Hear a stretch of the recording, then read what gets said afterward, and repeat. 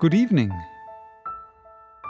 or good morning, good noon, or good midnight, whenever and wherever you're watching this. Welcome to the Sunday Poem. Today, I planned on reading a very different poem, but then I stumbled over this one, and it really spoke to me. As some of you know, I have a background in literature, as in I studied literature and dramatics in university some eons ago. I'm old. And during this time, I had numerous, how can I call it, collisions with certain people. And the poem that I am about to read couldn't be closer to my feelings during this time and to a big extent still today.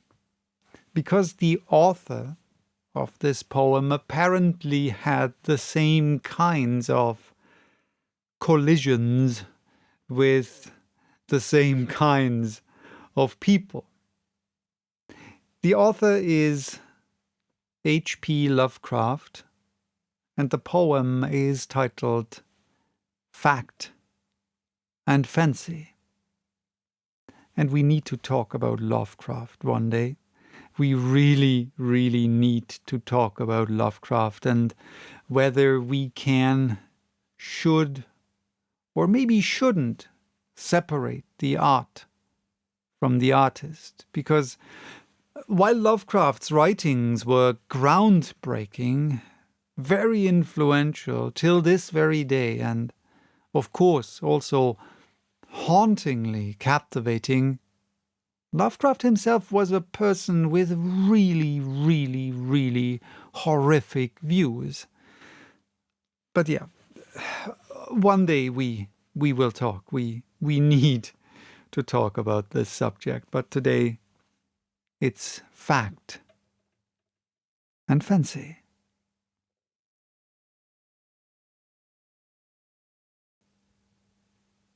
How dull the wretch whose philosophic mind disdains the pleasures of fantastic kind, whose prosy thoughts the joys of life exclude and wreck the solace of the poet's mood.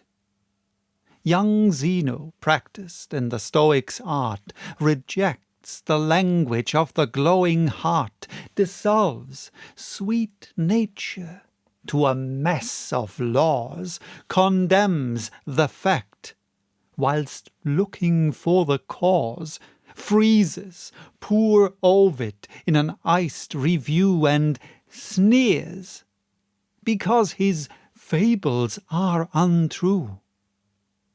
In search of hope, the hopeful zealot goes, but all the sadder tums, the more he knows.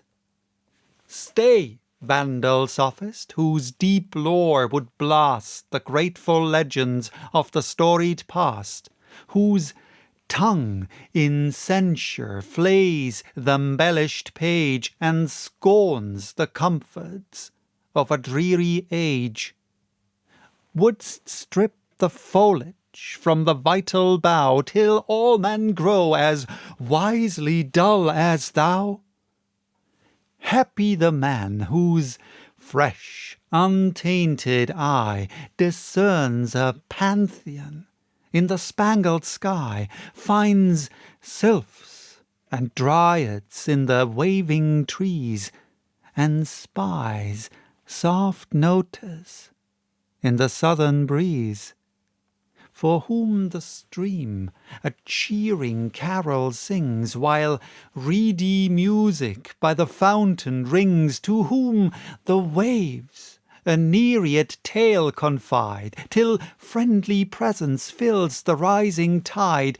Happy is he, who void of learning's woes, the ethereal life of bodied nature knows.